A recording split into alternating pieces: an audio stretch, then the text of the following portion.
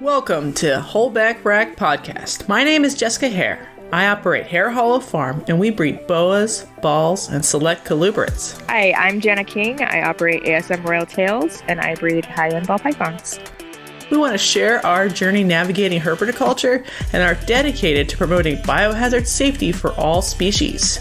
And we would love you to answer the question, what's in your holdback rack? All right. 26? Forget. 26. Jeepers. Happy half anniversary of a year to you. I didn't. Is that today? I wrote it down somewhere. It's not. It's just the number. Oh. I don't know what the half. It's probably like 2 weeks from now. Oh, 26 because we did is half of 52. Yeah. Oh, that's fair. Next year, I'll make you an honorable woman by marrying you. An honorable woman. We're by still just marrying dating. 26 weeks. Yeah. You know, marriage is overrated. So if this was Bridgerton, we would have to either duel each other or make out in a garden or something. I'm not sure. Yep. Mm-hmm. Have to dishonor you in some way, make you mine. That show's funny. Full of shit, a good one. But it's funny. So, last week, I omitted the most important information about arenavirus somehow, and that was the mode of transmission, which has primarily been implicated, besides vertical transmission, as like fluid-based for horizontal transmission. So, juices while breeding. Jana's into juices, everybody. She's really into it. Or blood from mites, or saliva, like they're doing tongue stuff, they're tonguing everything because they're snakes, not because they're sexy. And then the saliva dries. Or, you put a mouse in there and they bite the tongs, and the next set of tongs gets used, so on and so forth. So it's a very similar like mode of transfer as Nido. It can't be like, snakes don't really sneeze or cough exactly. They can sort of like hack, but they don't really aerosolize, little droplets like humans do when they sneeze. So there's not probably airborne transfer with arenavirus, also nidovirus. But maybe like large globules could move a little bit. And tongue flicking. Maybe scissoring also if they had legs, but we don't know what will happen. So I just wanted to make that super clear. So horizontal transfer by fluids, vertical transfer parents to offspring. Horizontal and vertical aren't sex positions, Jana. We're talking about serious reptile diseases. So you can get through your very serious reptile business, and I would like at least partial credit for not interrupting you like I did the first time you tried to say. All right, well, we're keeping this one in. So you getting turned on by horizontal and vertical transmission is staying on the record. On the record. Oh, jeez. All right, that's all. I tried, man. I tried. For last week's whatever happened last week. And I did want to, because the Bob, all right, do you need a break? Do you need 5 seconds to take a knee, cadet? Okay. Probably. So the Bob Clark Fiasco continues, Jana. Jana's seen some of the evidence. I've seen some things. And I was completely not tapped into. I think you just mentioned it in passing. Maybe did we talk about it just a bit? Last week I was trying to just be like, some shit's going down, and here's why we're talking about arenavirus. I didn't really want to get into the drama because it doesn't feel like, at least last week, it didn't feel like drama. It's just another person who got arenavirus from somebody, and it was fucked up. But it feels like it's escalated in the last week. Yep. Even more. It has. Yes, it has. Yeah. I had some homework from Jessica this week. Today. To watch Trap Talk talking about this, and to watch the podcast interview with the person who bought the snake from Sydney. I don't remember her last name. Sydney. No. Yeah. From what's his face? Samson Riviera. Clark. Oh, yeah. Yeah. So, I thought you meant the name of the host. No. Choose not to remember his name, even though he's a 50-year icon. Anyway, do you want to talk about which one do you want to talk about first?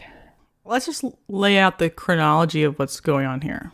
So for anybody that didn't listen to it last week or whatever, I think she got the snake on like February 21st or something like that.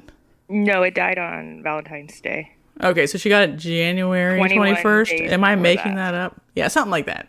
So 21 would be about, so if she got it January 21st, it died 3 weeks later, it died on Valentine's Day. Since then, since it died, she was doing things correctly and getting sort of due diligence on its state, and then began to post it in different groups on Facebook. Did you see it at that time? Yeah. When she was posting it stargazing and you were like, IBD, danger, Will Robinson. I gave her like contact information and stuff like that, but you cannot diagnose IBD based on stargazing. Lots of things cause neurological symptoms. You were just like, test it. Yeah. You don't know anything until you test an animal that has symptoms that are bad. Could have been like blasted with a heat pack. Obviously, it was a piece of shit snake that shouldn't have been sent. Right. And she needed a refund. Even with just the mites, not to mention anything else. Yes. It could have been anemic from the mites. It could have been, there could have been all kinds of... You can actually like do weird neurological stuff when your kidneys and liver are failing because they're not cleaning your blood, and so your brain starts to shut down. So that I've seen them do that just from organ failure, from something totally unrelated, like dehydration. Yeah. So I didn't say anything in particular. I think I screenshotted it for the Discord and been like, this is what's going on. So multiple posts happened. I was just curious if it was on your radar before it died. Yeah. Yes. Okay. Whenever she started posting, it was because she posted, I think, first in Boas and Boas Only, which is a Facebook group I'm in, but I don't know if you're in. I don't know why you would be, because you don't have a Boas. Makes sense. So then we talked about it last week because I think it was like herpetological feedback and inquiry group post was out. But then within this week, Bob Clark responded on FBI- feedback and inquiry. There are multiple reptile inquiry groups. And his post is still up. There are 900 comments or so now. Yeah, I looked at it and was like, another day. So we're kind of just talking about that, like the post Bob Clark trying to defend himself, which is what's happened in the last week. And then MJ invited Bob Clark on, had him scheduled to do a live on Sunday. So yesterday for us, yesterday the 10th. But he didn't, and instead he did the solo live that you watched. Because Bob Clark canceled. Right. Which and then probably smart. Yeah. And then she did her live interview with, Samson Riviera 4 days ago. So like Thursday or something now. Maybe Wednesday. Okay. Prior to that. So this was going to be like a rebuttal to that, or him getting the opportunity to say his side? Sort of. Or her just getting to say her full accounting of what was happening in like a linear order. No, I meant Bob Clark coming on MJ was supposed to be like his rebuttal to her. I think that was pre-scheduled because I posted that in the Discord, and then he just canceled because his lawyer told him to.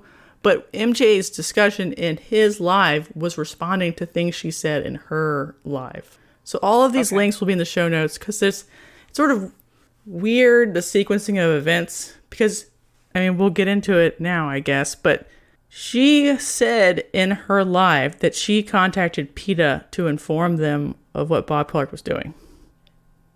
And that was MJ's primary beef with her, mostly, I think. I mean, obviously, I think MJ's pretty clear that he was not pro Bob Clark. And I don't know why people would think he would be. I don't think they're friends or something. Yeah, he said he had like almost no contact with him and actually avoids big MJ's big names like that. Even threw Nerd under the bus too, which most people don't. And prehistoric pets. Yeah. He threw in Outback. He threw a bunch of names under the bus, which was kind of cool. I respect that. I like MJ a lot. I don't have to agree with him to like him, and I think that it was fair of him to say that from an interviewer's position. You know, nobody would ever say. I think that happens with the reptile community and the reptile podcasts. is that if you have someone on that has a very strong opinion or a very controversial opinion or who has done something really fucked up or stupid, they assume that the podcast interviewer, we've talked about this, that is sharing of that opinion or Right. is in support of that opinion. And it's like no one would ever be like, Barbara Walters is a murderer. Right. This goes back to like the Joe interview where he was like Yeah. lambasted for having the eaten alive guy. So do you think, going back to the Chris Cersei one, do you think that was, obviously MJ talked about this in this podcast, like his like feelings about what happened and after the fact. And he was like, I was setting it up to like give it to Chris Cersei. But like, A, was that fair to Chris Cersei?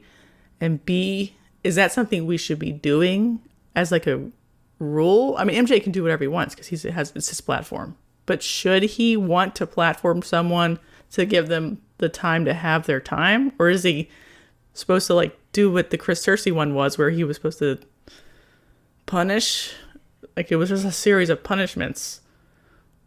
Are either of those Python 101? Yeah, are those Okay. is that okay? Was that supposed to happen? Was Bob Clark supposed to be punished or just allowed to talk? Or should we give it space to breathe first? I don't know the right answer here. I'm just like, I don't think there is a right answer, and I don't think people are going to agree on the answer. I think that it's definitely something that should be discussed, though, and I am glad that he came on and said his truth anyway. Like, I don't know, I didn't disagree with his points of view, and like I said, I like that he's always like out there and he's saying the hard things to say, and that I don't have to agree with his opinion to just know where he stands, and that he's going to call people on their bullshit. but do you I really think like that he about him. would have called Bob Clark out if Bob Clark had eventually consented? Or would Bob Clark... I would hope so, but you don't know. I mean, he didn't do it, Right. so we don't know. I don't think But that like he the would have Chris been- Cersei thing wasn't them calling him out. It was more just like a public shaming thing. Because they Yeah, didn't that was really... terrible. They didn't And allow I him to agree with speak. that at all. Like, that was just like, and I don't agree with what Ball Pythons 101 said about Texas. Like, I'm not in support of him or anything. I just, let's all beat the crap out of this special needs guy and then bring him on and public shame him. I don't necessarily think that that's the correct course of action, and I have no idea if that's what MJ's intentions were. I don't think that he should cancel the interview just because people were pissed that he was giving him a moment to speak, or if he was going to like publicly lash him. I'm not sure what his intention was. He didn't state what his intention was, but I think Bob Clark canceled. Bob Clark not definitely MJ. canceled. Yeah. Okay. For sure. Yeah. Yeah, no, I definitely think his lawyer was like, "Shut the fuck up." 100%. As your like little millennial fake profile. That part was crazy a little bit.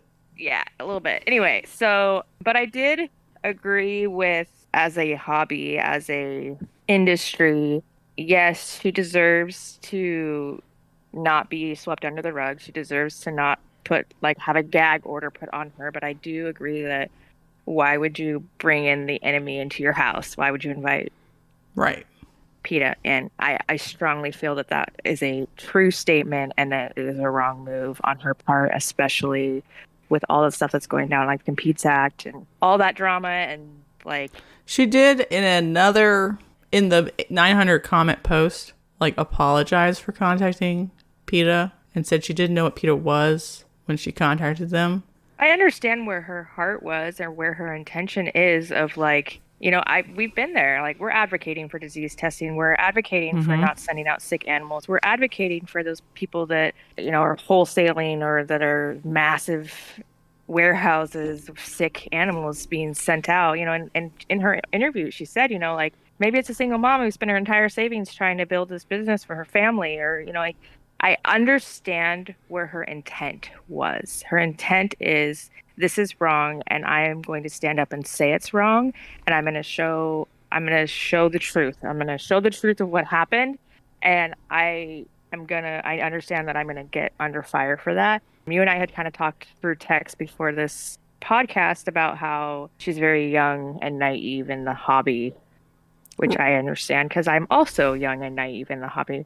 Maybe not to her extent. Well, you don't have to be young to be naive. Right. And so I don't think I think not knowing who PETA is by definition implies that you have a level of naivete about the market that we're in. Keep going. Right. That's why I said that. I was like, is she even like a business, or is she just more like a hobbyist? My understanding, she has like 7 or 8 snakes. She worked at a pet store for 3 years or whatever. Right, and so I don't think that she's in the industry. She's a hobbyist person. Like we are in the industry, trying to defend our rights, trying to defend disease testing, trying to get us to take care of it before the government takes care of it, or before, people watch their snakes die. And, like she held her snake and knew it was dying. Like we've been through that. Mm-hmm. And so, I like that resonated with me on a lot of levels. And I understood, like I said, I understood where she was coming from. And I think that it was very brave and very powerful that she was like, I'm gonna try to get his warehouse shut down. I mean, a lot of people don't have those balls to do that. She's got big brass balls to do that. Big ass balls. But I think that bringing in the enemy or whatever it's bad for the industry. But I'm not sorry that she's doing what she's doing. Obviously, there's a better way she could have gone about it. But when you're just trying to figure it out and trying to do the right thing, and the intention behind it is from a good place, I think I can resonate with that, is all I'm trying to say. Sure. PETA pisses me off, and I understand it from an industry point of view, but I also see that she's like, this is unacceptable, and it's probably been happening for 50 years. Somebody needs to say something, and she is, and good for her, Mm-hmm. Yeah, How do you feel about it?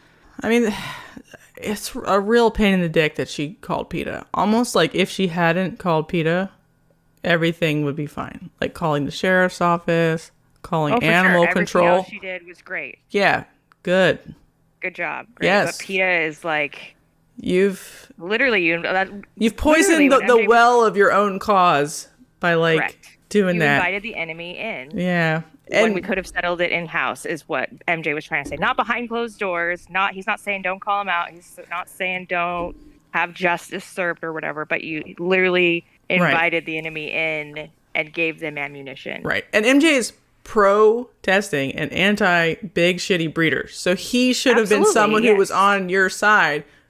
But they accidentally got on his bad side. So hopefully maybe they can figure it out in DMs or something one day. Because they're on the same side. For sure, yeah. Those are both things that he advocates against all the time. But I do agree that it's the PETA thing was a fucking huge mistake for our industry. Yeah. Especially if somebody like Bob Clark goes down and PETA's involved, that is going to have catastrophic rippling through the reptile industry if somebody that's a 50-year icon gets shut down. By the state of Oklahoma? Or by the state of Oklahoma? If PETA is involved in shutting him down. PETA doesn't have any authority. Do you mean like PETA? You know what I mean? Like only the state of Oklahoma animal control would have the authority to seize his animals for animal abuse. I don't mean the authority to shut him down. So yeah, they could shut him down. But I mean, if PETA is using it for rhetoric. So that they could get like laws in Oklahoma passed. Correct. Right. If they use it for it is Oklahoma though. That's fair, yeah. I mean, they don't got tigers.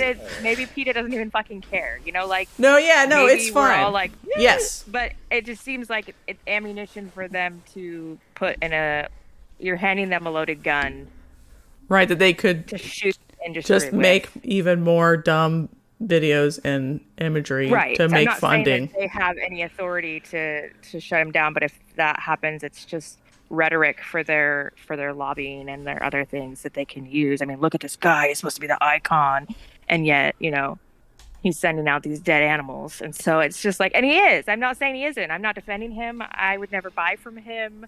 I think that based on what I'm seeing from this, and there's evidentiary support by the gallons, that he's done some shitty fucked up stuff. Like, yeah, can I say something? Sure. It's a little bit pro Bob Clark. Oh, okay. Go for it. It's not that pro. He still hasn't told anyone whether this is an animal he produced or an animal he bought in to resell. It would be really great if he would clear that up somewhere. That wasn't in the 900 comments? Nope. Did you read them all? Yep. I sure did. I'm all about due diligence. And I'm B, sure, so B, his internal breeding boa stock Could be arena free. I don't know. Like, nobody knows yet. But supposedly, he could be working right now to be like, okay, I've separated them all, and these ones are negative, and these ones are positive, and I promise never to sell a positive again, because this was bad. And I think if he did that, that'd be great for that'd the be good. industry. That would be good. It's because now it's like someone owning their mistakes, but he's not even admitting that the animal was sick. right. He's not even admitting that he has a super strain of mites that has like been nicknamed because it comes from his facility. Can I say something though? I've heard that story. This is your fucking podcast. Okay, I know. I'm just trying to play devil's advocate here. I've heard of a super strain of mites coming from multiple old school fart breeders that use like hot shot like pest strips everywhere. So like the mites have become immune to that and permethrin. Just because they're always dosing everything all the time. So they literally have immune strains. That's why they call them super mites. So that their mites literally do not respond to permethrin, so prevent a mite anymore. But I've heard that about multiple people, which I'm not saying Bob Clark does not have that. But this is just like a chronic wholesaler problem. They're always spraying, always getting mites again, spraying again. They will send a snake with preventamite in the box to hopefully kill enough by the time it arrives. That could have killed the snake right there.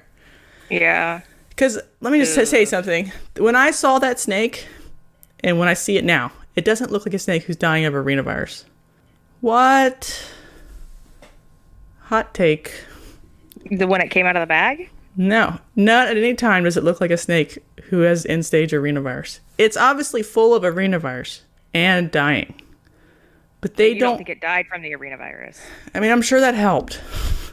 Whatever, dehydration, starvation, arenavirus, preventamite, anemia from mites, all work together. It doesn't usually present like that.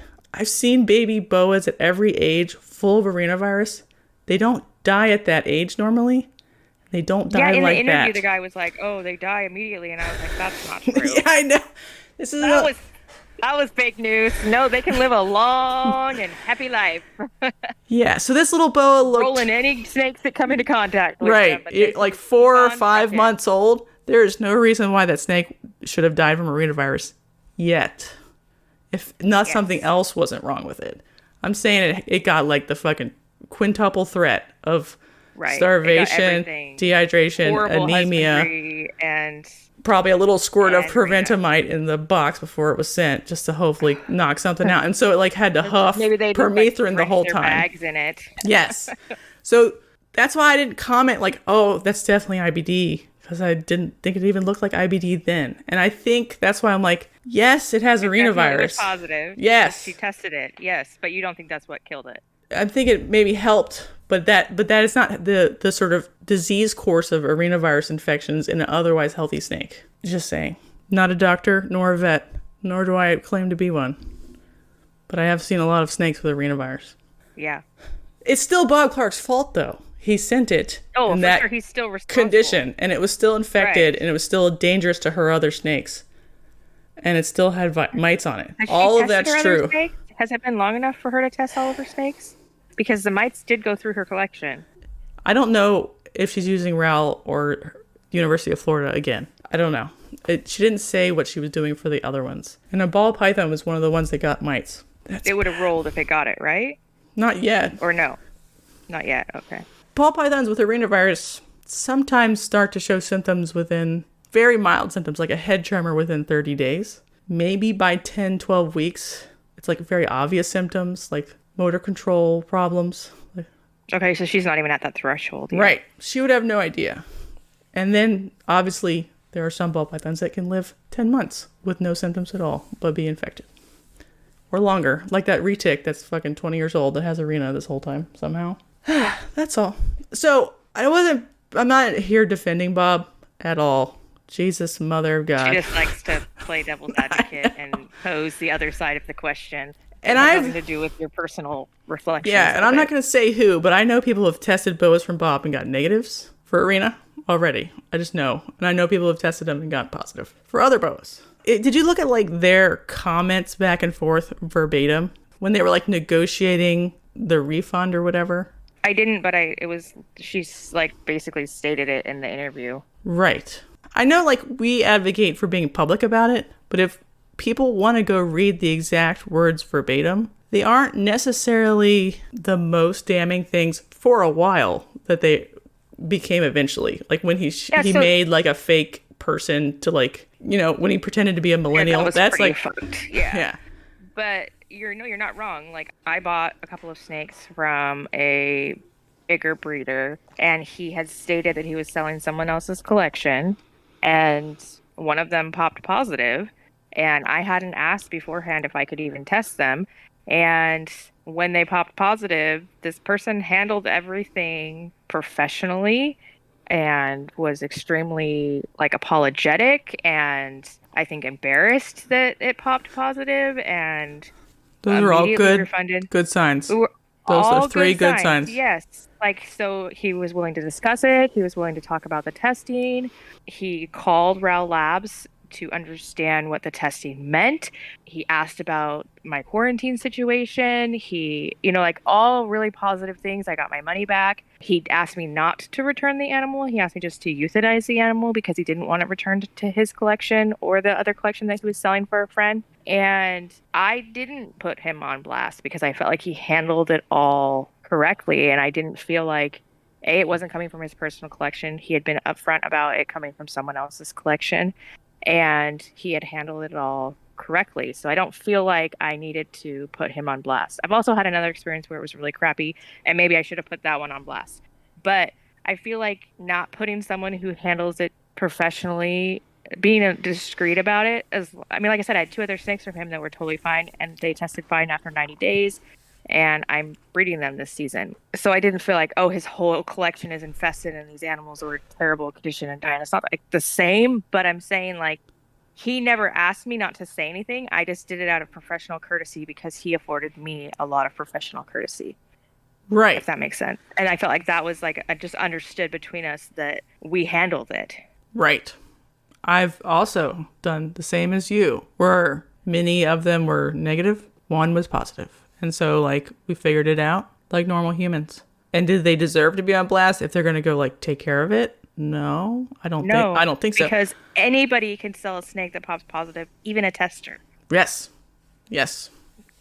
Like, it just matters, like, how you take care of it at that moment. Correct. So he was trying to refund her, and she's like, wait, I don't want to be refunded because I don't know if it's spread to my other animals yet or if I have, like, a confirmed diagnosis. And then she just didn't, basically his tone got sort of snippy, just a little bit, where he's like, I just want to be done. I will refund you the money and let's just be done and no more contact. But if you look at the train of messages, it sort of sounds like she wants to wait until she's sure if her other snakes are infected yet. Was he going to, like, pay her for other snakes? Cause that's my question. And I think that's why he started to get snippier. Because it sounded like if anything in my collection dies, it's your responsibility to pay for it, because that's not true. I want you to read that, because they're both not super clear about what their expectations are. You don't have to read it now. That's it's hard. Like that's real hard. At episode or comment number 237. You'll never find it, but just talk to me about it later. Like, that's why comments. I talked about it. Oh, no, the just the exact verbatim flow of their discussion of a refund, because that's what I talked about last week, where it was like it felt kind of weird, but there was missing. Now we know exactly what was said when, and I'm like, if this was me, there was parts missing in, like, the couple screenshots that I saw, but then there was a post by Sydney that showed all of them, and I read them. Oh, okay. And I was like, okay, and then it goes, oh, it's okay, oh, and then it just starts to go downhill, and then he blocks her because he loses his mind. So he failed on, like, the mediating the situation, when she couldn't give a clear set of requests and expectations not to include whatever the mites escaping potentially and going. If your quarantine isn't good enough to contain mites, that's not the fault. Right, you have your, that's your fault as a buyer. Right, because you could have gotten mites on your shoes from the pet store or something. You know, it's obviously she's still, Bob Clark shouldn't have sent her a snake with mites or with Arena or halfway dead. Right. He's definitely in the wrong, but he's not in the wrong for her whole collection. Right. So it just felt like she was trying to get him to wait on refunding until she had a full understanding of the damage that he had caused and maybe negotiate for vet fees or whatever. And that's not a normal thing. And you could feel him like pulling back, being like, I'm going to make you whole for our transaction. He says something like that. And then she's like, ugh. And you could tell she didn't like that. And then they went downhill from there. But if she had been more clear... I mean, some people say, like, you should pay for my mites treatment of my one animal that I got from you. Or if, like, maybe if the necropsy came back positive, oh, you should pay for the necropsy. Maybe. If it comes back positive. Like, I've heard of people doing that, but that is not the normal standard. Right. It is, you make it right, and the money goes back to that person, not mitigating damages. Right. Well, what I'm trying to say is test your shit right away. Not 3 weeks later after it's almost dead or dying or it does die. Don't go to the vet. Test it the day you get it, or maybe like 2 days later, like when the hub FedEx opens up again or whatever. Yeah, return, is it quarantine? Return that shit. In a room with all her frogs? No. It's not quarantine if it's not in a room full literally of by itself. It needs to be by itself in a closet somewhere. Whatever. So this is like, feels like something a new person would do. Like, expect to be paid back for the vet bills. Expect to be compensated for any and all animals that the mites might have walked to or might not have. That's not how it works in the industry. Right. I don't think it's her fault for expecting or maybe wanting more. And she could probably sue in court and get more. That's called damages. It's totally normal. Sure. But she wasn't doing that. She was just sort of trying to stall him to see what would shake out in terms of her damages. That's just what it felt like to me, or what he was perceiving. So was he saying, like, as a gag order? Was her saying, like, was it slanderous of her to say that he was basically telling her that he was going to delete everything and there would be no record of a sale? Was that how you read it? No. But I did read it that he wanted her to not talk about it. But he didn't ever say that explicitly. And she does say, like, to me, he goes right to the line of being like, don't talk about it, without actually saying don't talk about it. It does sound like he wants her to, like, take her money back and not worry about it anymore. It does feel like that. But it didn't feel like he was going to pretend he never sold her or something. Right. I mean, the credit card transactions exist. The refunds really exist. It's normal to be like, I'm making it right, and then you and I are good. Like, that seems normal. Leave me alone. That's how it's handled in the industry. Yes. And I know for a fact that he's handled it this way before for other people. Lots of people. Right. And people are going to be like, well, he silenced them with a refund. I'm like, well, but a lot of people don't even get the fucking grace of a refund. How many refunds have you gotten for positive for Nidos? Some, but not all. 20%? I know. And so we're not saying like that's the way the industry should be, but it is the way it is expected to be. So he was acting the way he thought he was supposed to by offering her a refund if she was done with the transaction. He was adhering to industry standard, and we would love the standard to be higher. Like, test your shit when you get it from both parties. Right. You know, both parties should be doing that. But that didn't happen on either end. So you can't scream there has to be a higher industry standard if you're not practicing it yourself. Exactly. She didn't test on intake. Right. Yes. That's so she isn't completely without culpability in terms of confusing the transaction. So she spent a lot of money on a necropsy and vet bills that she wouldn't have needed to spend if she had confirmed without a shadow of a doubt, A, it had mites, and B, it was full of arena, and just sent it back this first day. And then we wouldn't have even have done any of this. Yeah, I think we're in agreement there. So it's not something she did wrong. It's something that someone who doesn't test does every day, where they keep a snake in quarantine until something weird happens, and they're like, oh, I wonder why something weird happened. But then stuff like this happens, where we're not sure who should Bob Clark have paid her vet fees on top of refunding it? Only if they had discussed it. Right. Only if she'd been like, this snake's really fucked up. If you're testing on intake, none of this would have happened. Right. But if you didn't, you failed to test on intake, strike one.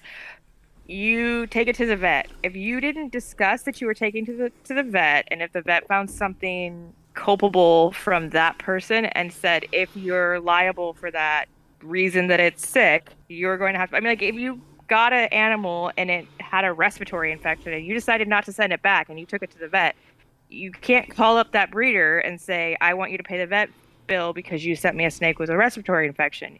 You either have to end the transaction and make it right, and send the snake back, or you're taking on the responsibility of that snake's care.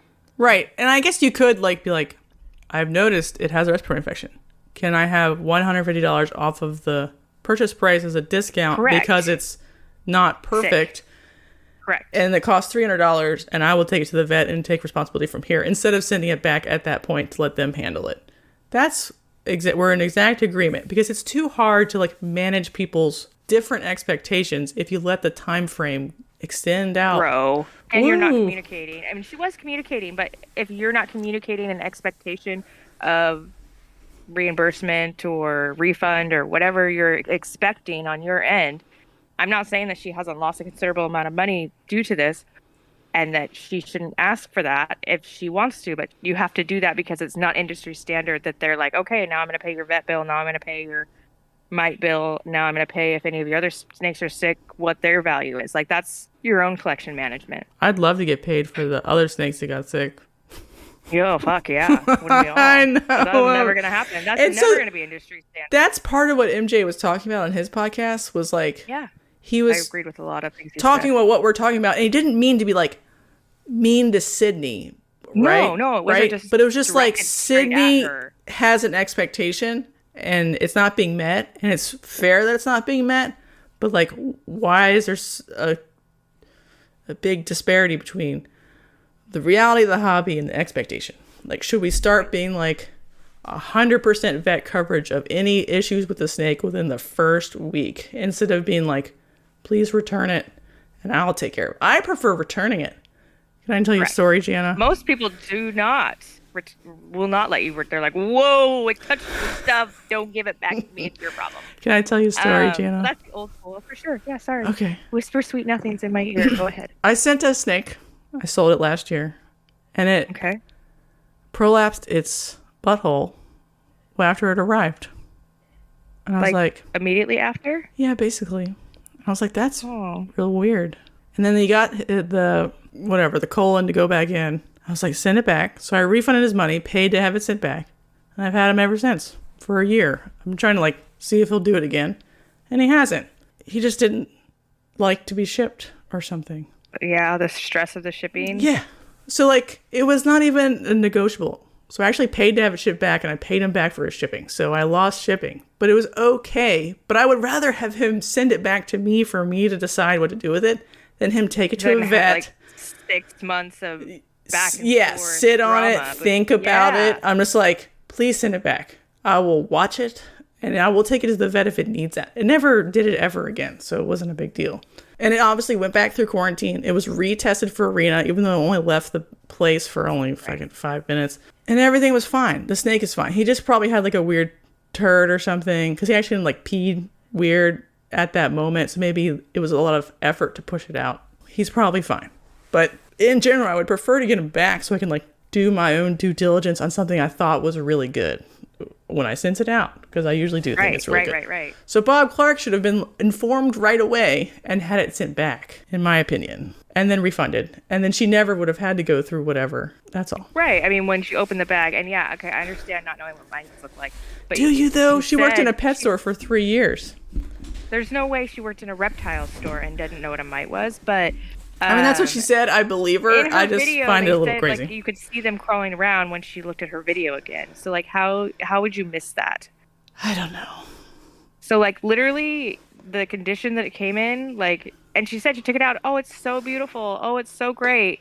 If it's got, she said she was peeling layers and layers and layers of stuck shed off of it. That's not an animal that looks great when you pull it out of the bag. Right. Also, to me... What do the pictures look like for the auction? I mean, okay, we went over this in one of our disease testing things. If you're buying a snake at an auction, you need to think about your priorities and what you're doing, because you're probably making a mistake right there. Right. You're always making a mistake right there. So maybe back yourself up and be like, am I really saving money, or am I walking down a $1,000 nightmare trail? Nightmare trail is my favorite. Yeah, and none of this is attacking Sydney, and she's said... No, for sure not. No, I think she's great. I really she's no one believes me that he shed 3 times, and I also don't believe But what I could imagine is like when a snake is really sick at the end, they will actually like start and stop multiple shed cycles because they're trying to like cure themselves. Yeah, or whatever. So maybe she did see 3 at the end, but it came in one shed cycle, or because there's no snake that has multiple stuck sheds the way like an iguana does or something. You know, where there's like multiple layers stuck together. It just doesn't happen in snakes. She didn't take a video like of it. One layer. Well, I mean, I've like taken like a layer off their face, and there's still been like eye caps under that layer, even if you've got the eye caps. Okay, but she said she peeled its whole body 3 times. Yeah, starting at the tail. It's fine. It's a quibble. This isn't attacking Sydney. Not attacking her. No. It's just a confusing situation. Not that she's in the wrong. She should have sent that shit back a long time ago. She should have sent that shit back. Yeah, and there have been other people. I don't know if you saw the other couple of them. There was a person who got what was it? A ball python with a respiratory infection or something, and everyone was like, "Please send it back and get your refund." And they're like, no, I don't want to. I want to do this. I want to do that. I'm going to save it. I love animals. I'm already in love with it. And I don't want to send it back to that situation. And everyone's like, just please, Jesus God, send it back. Please. And then there was another group. It was another boa. With lots of bleach. But they want to come to Facebook to complain about it. They want sympathy. They want, vet advice from people who are on Facebook. They're waiting for their vet appointment, and they want all this. What they're rescuing. Most of the people on Facebook in those groups are not vets. Just in case you needed me to tell you that, people. Right, but she shouldn't be making a vet appointment. She should be sending it back and getting her money back. And that person, the original owner, needs to be.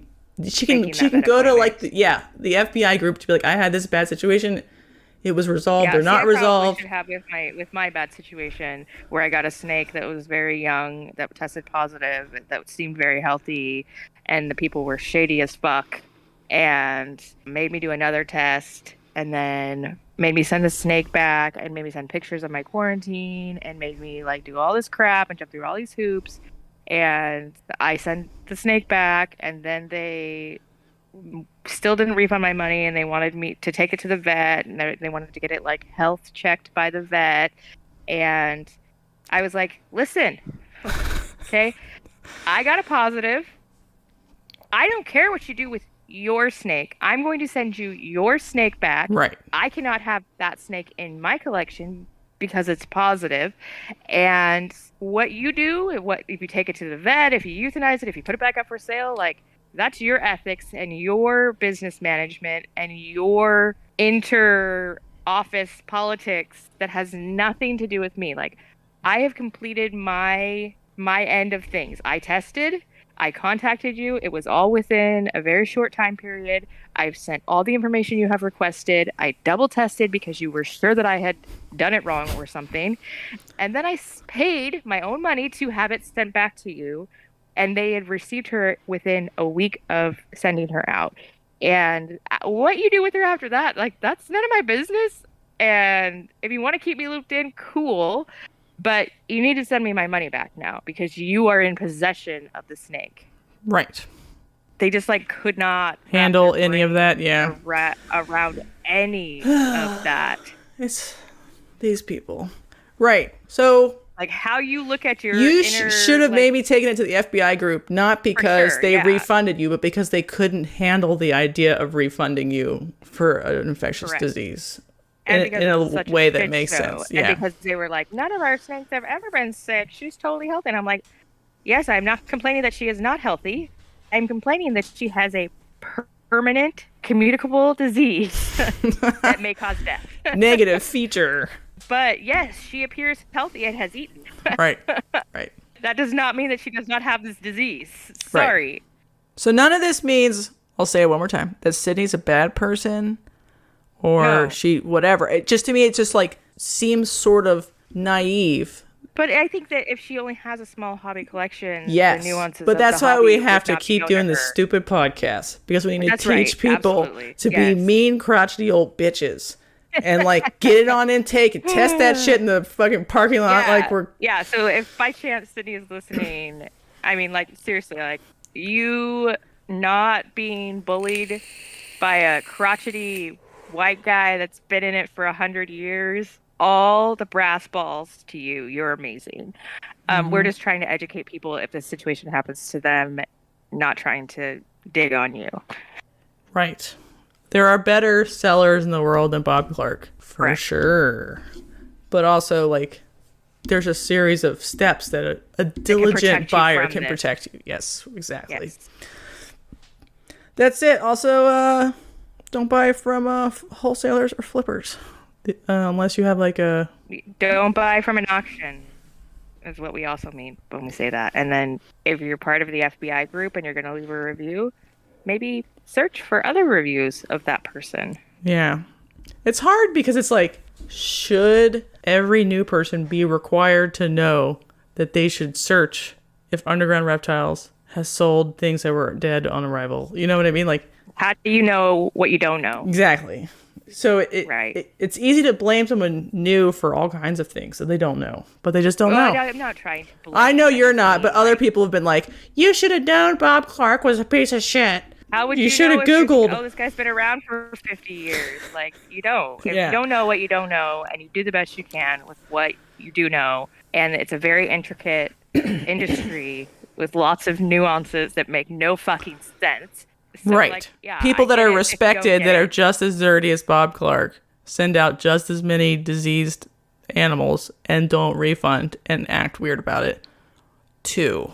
But like Bob Clark has the reputation, but something else is just as respected but just as dirty all over the place. Different kinds. So like it's extremely difficult. It is extremely difficult to figure out who's on the shit list. And especially since if they handle their transactions like he was trying to handle their transactions, a lot of it doesn't even get out because you move on from that transaction because that's what's expected in the industry, especially when it comes to diseases, because hush diseases don't actually happen, go away now, that you're actually a responsible breeder that tests on intake. Fuck me that you do your due diligence, but here's your money, shut up and go away. Right. So like we want every party to be a person who's interested in disease. The sellers, the buyers, the pet people. All, like the sellers that are going to be breeders, the buyers that are going to be breeders, whatever. The whole market should be interested in not spreading infectious diseases. But as of right now, the onus, like the pressure point appears to be like at the point of a transaction. So a new person has no idea that that's their only real pressure point where they could use the leverage to get a refund and make a difference in their collection, not out in large. Speaking of which, like in that 800-page comments, Kayla and Elijah got into like a fun little tiff with somebody who was trying to tell Donnie from Nerd about the Bob Clark situation, to be like, hey, did you know this happened and it's bad? And then Kayla chimes in. She's like, excuse me, why would they give a fuck about Bob Clark selling deceived animals when that's like... When they do the same fucking thing. And then they're like, no, they don't. They call out bad breeders all the time because they're a good breeder. And then Kayla's like, excuse me, what the fuck? Maybe you should search their name in this little group. Yeah, it was so funny. I loved it. That was my favorite part. And then Elijah comes in and he's like, what are you talking about? This isn't evidence. A picture of like a RAL positive with Nido isn't evidence. And then he's like, I demand a signature from a vet. And then Elijah produces like a different lab's positive for Nido with a signature of a vet and a date. And he's like, that's not enough evidence. I need a necropsy only. And so it's just like these like fucking goalposts getting moved for days and all kinds of stuff. Like, so good. Evidence? Oh, you have that evidence? Oh, you have that evidence? Yeah. What he really wants is like the snake frozen so he can lick it so that only his like, fucking taste buds can determine its Nido status. It was such bullshit. His fun glasses are going to tell him if his snake is healthy or not. Like, I get it. Like, he hasn't heard the story, so he was being suspicious of someone just being like, yeah, I heard Nerd was full of shit, too. Because he's, like, a Nerd fan or whatever. Right, on YouTube. And if you're watching them on YouTube, you have zero reference point of the rumblings that happen in, testing Discords and on, some random posts on World of Ball Python. Yeah. Instagram, I mean, you have to be following those current events in order to be seeing these things recurring. Right. So you can think Nerd is like the coolest place ever and is completely the height of husbandry when it's not really. No. Right. Maybe just in one room. I don't know which room that would be, though. Maybe like the yeah, me neither. fucking Cressy Gecko room. I think MJ must have seen that too because that's when he was like, fucking nerd, fucking this, fucking that, you know? MJ, I don't know if you've been watching his stuff recently. He's called out nerd like 4 times explicitly about like overpricing Bolin's pythons out of the market for normal people because they used to be, whatever, $3,000. Now they're 10. Nobody can even afford to buy 2 to try to breed them. People just buy 1 and then nobody breeds them. There's been a couple of those that he's gone on about. No, I'm like 10 behind on him. Yeah, it's okay. He makes 1 million, so it's fine. Yeah, I know he's gotten out a lot recently, and I'm like, I can't keep up. I'm in his fucking Patreon, and I can't keep up. No. He's doing like a Patreon like fair or something at his property. Yeah, I can't make out anything fun like that. Sorry, buddy. Yeah. No. Anyway, so. He did say that he wants to interview more female breeders. I was like, get on, Jana. I'm telling like 2 female breeders that also happen to have a podcast. You know, MJ is not listening, but that would be fun. Yeah, I would love to do MJ's. She'd love to do MJ. He's a married man. I'm also a married man. Yes, he is. Who's very in love with his wife. Yeah. He speaks very sweetly of her. That I love that too about him. I don't know if we have like, maybe you, like cool enough collections. I don't know. He seems to pick people with like relatively, even if they're new breeders on the block, they still have $250,000 collections. So yeah, mine's not $250,000. Well, maybe in next year. Yeah, maybe. We'll see. All right, my last statement before we move on to something else totally different. Kayla is doing a live stream with Sydney on Monday the 18th at 8 p.m. Eastern Standard Time. On Instagram. On YouTube? Yes. And then whatever Sydney's I'm not sure where she is on Instagram. I think she's actually just like her name. Okay. Anyway, but if you follow Kayla on YouTube and friends. I don't think it's going to be like a 100% rehash of the events of whatever, but it might be. It's just going to be them sort of chit-chatting about like the situation. I'm sure, and they'll talk about IBD and other things and snake disease testing and. Yes, as usual.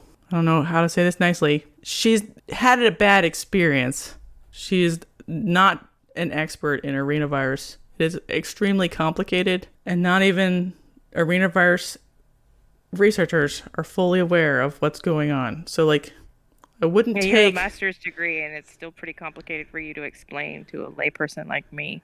And the evidence in the literature is not A, consistent, or B, super fucking clear what it means. So, like, she got a snake that was shit, but it did not die from arenavirus literally in 3 weeks. Like, that didn't...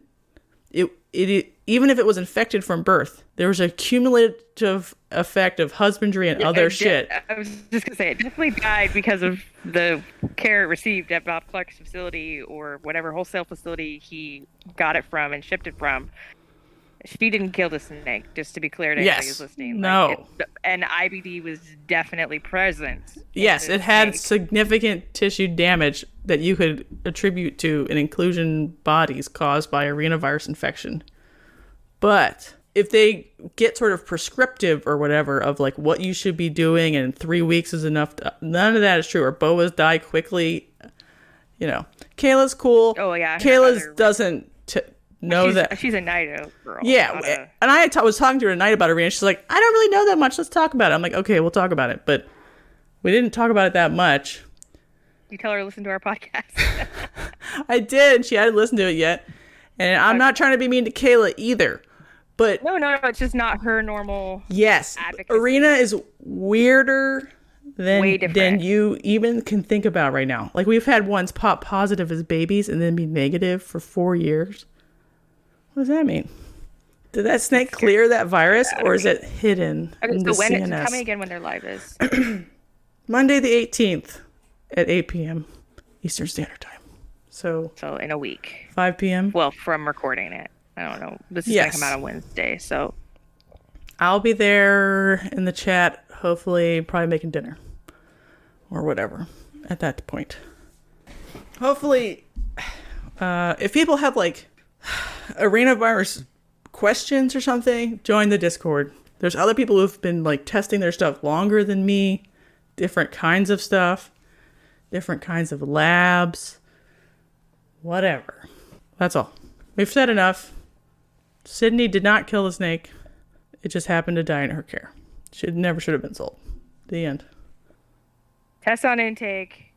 Talk to the seller. Get permission to test on intake with the explicit confirmation of refund if that animal is positive. It sucks. It's a crappy conversation. It's uncomfortable. Some people won't sell to you. It is a million trillion times less shitty to just have someone ghost you on Morph Market when you have spent zero money with them than to have them ghost you and block you and smear you when you have a positive animal in your possession that you have spent a lot of money on. Just don't do it, people. Don't do it. Yes, that is correct. That is the most best way to buy a snake. The other way is just to be like, fuck it, I'll buy it, and then I'll just assume all responsibility because I think I have here, like, you saw it at a show and you kind of liked it. You're basically buying it off a Bob Clark auction. Assume that that is what's happening because there's very little accountability on, like, Craigslist or a Facebook group. There's almost zero. There's zero accountability. Right. That person could change their Facebook name and delete it. Like, what are you going to do? Blast their business? Their name is... Especially if you met in a parking lot. Like, fucking... Yeah. So, like, if you're going to buy those kind of snakes, talk them down to $5 because that's how much you... Whatever amount you're willing to lose is how much that transaction should be done, in my opinion, if you want to even bother doing that anymore. Which sometimes it's okay to do that. I've bought lots of snakes that are actually perfectly healthy off of Craigslist. I mean, I have, and sometimes I do it, and they weren't that healthy. feel like I shouldn't do that anymore. I haven't in a while. It's been like 4 months since I did that. Good job. It's a hard subject. Kudos for the things you did right, Sydney. I'm sorry you had a shitty experience in the hobby and that it's been so traumatic. I also appreciate you talking about mental health and how it's affected your mental health and normalizing that. That's great. I'm sorry that it's affected your previous PTSD and anxiety, but kudos for talking about it. Kudos for taking a stand and, backing what you believe and trying to cause change. Like, all of those things were really great. And so, like, us talking about what went wrong or what could have done different, we're just trying to teach people. We're not trying to shred you. I actually think you got some big balls and we could probably be friends because you're kind of cool. So just take it with a grain of salt. We're just trying to get information out there for other people who may not have it like you didn't have it. Right. Like, we've been trying to test on intake and buy for, I don't know, years or something now. So we've been around the block with many situations. This is your first time. And I think if anybody wants to take some sort of evidence of that, that'd be good. I had a European person, I think they were British, comment on the YouTube that they had 20 ball pythons and already had nidopositives discovered within their relatively small collection. Yeah, didn't we decide it was like 20% at least of people's collections are probably positive if they're not tested on intake? Well, That we decided on our Kayla interview? Well, the number is less just than 20 to 30% are positive of all the tests ever taken. Oh, okay. But I experienced that number in my collection, and Kayla also experienced that number in her collection. Right, but I've Even though she experienced only had the 10. number 0. The number 0. I've But never you tested had on a intake.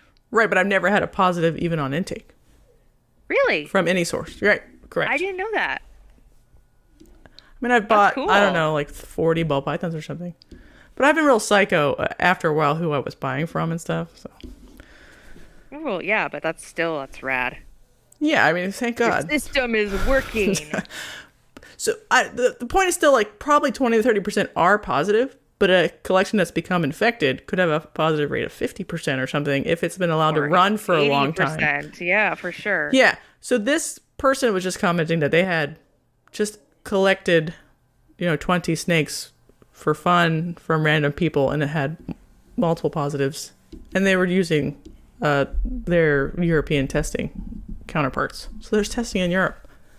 There's testing in Europe. That's exciting. And sorry to the person who commented that you have positives.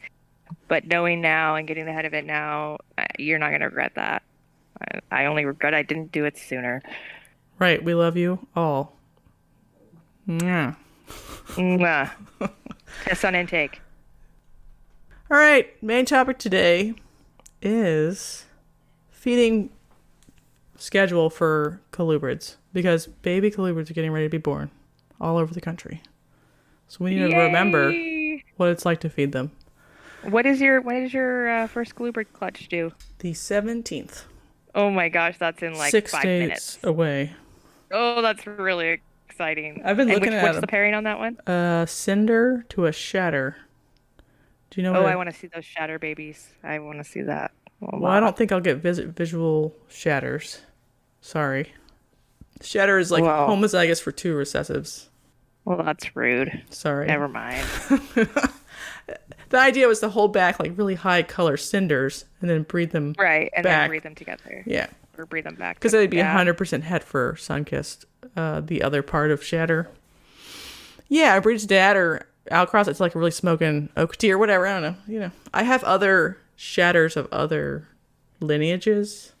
So, I don't know. Let's not talk about that too much. It'll be fun. Sorry. It'll be fun, she said. I'm forcing Jana to chime in with garter snake facts this entire time. Garter snake facts. Garters are so amazing. And this is just like general garter feeding, not the weird ones like the Lake Chapula or whatever, the big ones, or alpine ones. Just most of the temperate ones in the U.S. Okay. Most people do not brumate their colubrids, baby or subadult colubrids in the winter. Do you agree with that statement? I agree with that, and I agree that that is also true of garters. Mm-hmm. And then some people don't even breed or brumate their adults. They just do like year-round same temperature. And lots of temperate colubrids can still breed. They just breed at like random times. So your feeding protocol could include brumation as like a break or not. It's up to you. I agree. And especially garters uniquely can be kept in trios. I guess not specifically in trios. They can be kept in groups. So some people choose not to brumate them and they have like a trio in a tank together and they just let them breed naturally and leave them year round as display animals. And then when they find babies, they take them out and do baby things with them. But I will probably brumate my garters. Yeah, well, this isn't really a podcast about brumation. We'll have one just for that topic, probably next fall, like getting ready or something. But this is just about like feeding per se. Like what's the feeding? So like the benefit of brumation is you're not feeding. Correct. But some people choose to not brumate babies and subadults because they can feed them more to get them bigger faster. That's just like the main point. Because brumation mostly just helps sync up like spermatogenesis and oogenesis to like the same time in both the boy and the girl, and like helps you know when babies are happening. It's just like a management question, and in some species it's required, like more northern species, to like get them to do anything. But most garters, corn snakes, king snakes, they would probably just do whatever. They don't necessarily need it. Baby mid-sized colubrids are fed every 4 to 5 days on pinky mice, and some people do twice a week. What about baby garter snakes? I feel like they have to eat more often than that. I think it's every 3 or 4 days. Every other day when they're little, like really little. And then once they're like eating regularly, then you can space it out to every 3 days. And then once they're on whole, because you have to chop their food, chopped up pinky mice, chopped up fish, chopped up worms. Once they're eating a whole extra teeny tiny pinky mouse, then they can start doing the 4 to 5 days. That's what I've heard also. I don't keep It's usually about 3 months old. Yeah. Yeah. Mine are on whole. I received them on whole. It was my goal to find someone who had garters big enough to eat whole, because I have had bad experiences with the younger ones not being well enough established in croaking. So I only have to feed every 4 to 5 days. The people that do twice a week, I almost exclusively tend to be big breeders. I think it's because like a 4-day schedule is weird, because then eventually it'll fall on a weekend and their employees don't work on weekends. So they'll do like Monday and Thursday or whatever as their like way to guess. So that's the only people who I know who do twice a week. Almost everybody else does 4 or 5 days for like a newborn corn or king or hognose or whatever. Very few people do every 3. You probably could. It's just, that's a lot of food and poop. Like a lot. A lot.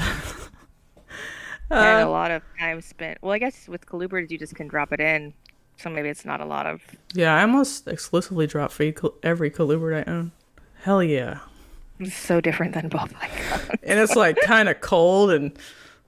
Oh yeah, you don't even have to warm it up past room. Not even... And you... The garters don't give a fuck. Yeah. So it's... Yeah. It's the only way you could keep as many of these little shits as you can, because you can just be like bye, because they'll poop like 5 seconds later, so you know you have to get back in there. But if you had to sit there and tease feed, I don't know. Hell no. So some Colubrids start out on red hots, which is like a baby pinky mouse just born, and some Colubrids start out on like, a normal size pinky. Like a king snake baby is quite a bit bigger than a corn snake baby. Yes. And then you already mentioned baby garter snakes are the size of Thumbelina.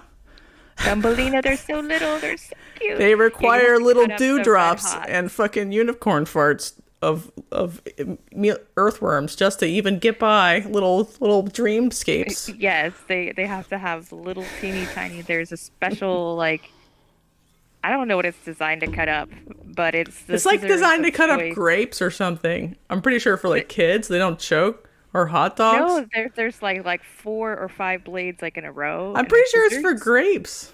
Or like garlic pieces. I don't know. Yeah, I've seen her use it. Something.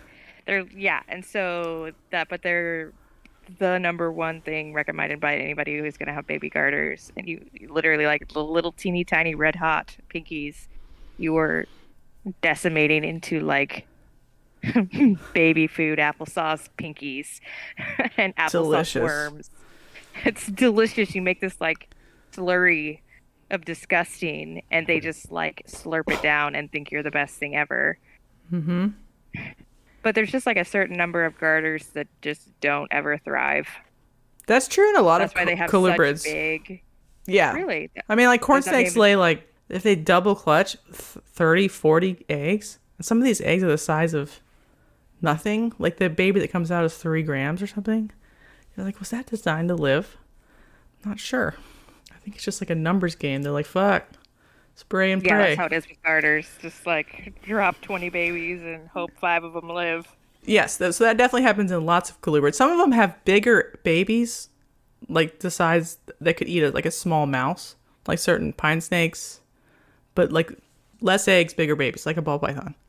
Okay. So it really depends on the species. But a lot of the common ones, milk snakes, corn snakes, king snakes, garters, hognose, lots of babies, small babies. A certain percent never really take off, or if they do, there's something developmentally wrong with them. They end up rolling randomly. So don't really buy fresh out of the egg Colubrids unless you got them at like a wholesale price and you're willing to let them go. Unless you got a whole clutch of them and you're willing to get 2 out of them. Yeah. Like last year I didn't lose any babies to like being non-feeders or whatever, but I'm going to have 200 babies or something stupid. So I expect, a percentage, 1% or something to just be dumb. Or they're picky. So they would want like lizard scented or frog scented or duck scented or whatever trigger they need to get them started. And maybe that's okay, but those ones probably shouldn't be like a breeder, because they're going to pass that on. Yeah. And then some snakes are supposed to not eat pinkies. So like Western hognoses are all toad scented for a while sometimes because they're technically toad eaters. It's totally normal. You would have to look up whatever the colubrid that you're working with to get them switched. Like I'm sure your garter snake person might have scented whole pinkies with something more exciting, like a fish or a frog or something. Yeah, they're just to get generally them used to it. scented with some kind of fish. Some people do tilapia or guppies or, anything that doesn't have the thalamine in it. And then they put in the worms because the worms move and it gets the babies excited. And then the scent of the fish is what draws them in, not the scent of the pinkies. And then they just get used to eating it and they're fine. Mm-hmm. So, we're not going to prescribe how to start every colubrid in the world, but generally many North American colubrids require some sort of extra input to get them onto what we want them eating, not what they're eating in the wild. I mean, little king snakes don't give a fuck. They'll eat whatever, but... They'll eat you. Yes, they will. But everything else, your mileage may vary. Please Google it. Before you have the babies. Mm-hmm. And then here's some fun facts about feeding. If you cut a pinky's skin, the snake that eats it will receive more nutrition from that meal. What? And will grow bigger. I did not know that. That's crazy. There's been a couple of studies where somebody weighed the pinkies and weighed the snake and cut the skin 4 times on one pinky but not the other one and gave it to the other snake. The ones with cut pinkies grow faster. Because they're able to draw more nutrients out of it? Well, they both draw the same amount, but it's just less work initially. Oh, so they're not burning as many calories. Waiting for it to happen. Yeah. Because the acid is going through the mouse's eyes and mouth and butthole or whatever. But if you could make even more holes, it could work faster, so it could finish sucking the juices out and being done digesting sooner. So it wouldn't be running at top speed for 3 days. It would be done in 2 days or whatever. Interesting. So that's cool. So if you wanted to, you could cut pinkies to be more efficient. I don't even do this, and I know this is true 99% of the time because I'm just trying to feed 250 snakes and get through the day. But I will for little babies, just to get them over the hump off of red hot pinks onto normal size pinks a little faster. I don't know. They haven't been trying to digest. And I'll just take a knife and just stab them a couple extra times. Is that weird?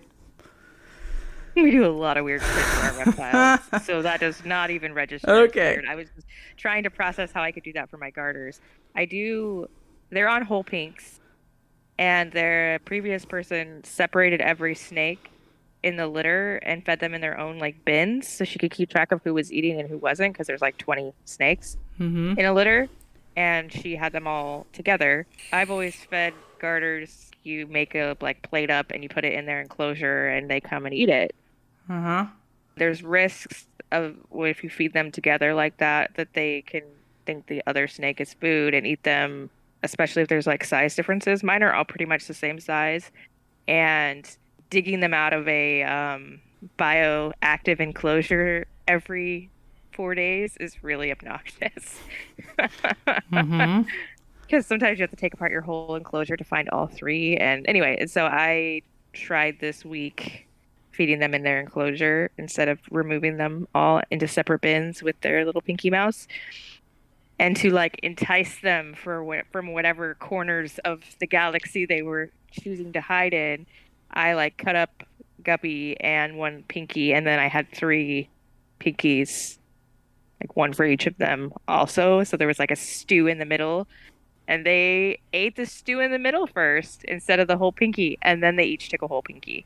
Nice. Well, maybe it was reminded of when they were a baby and they were used to, the platter style. The fish. Yeah, the fish.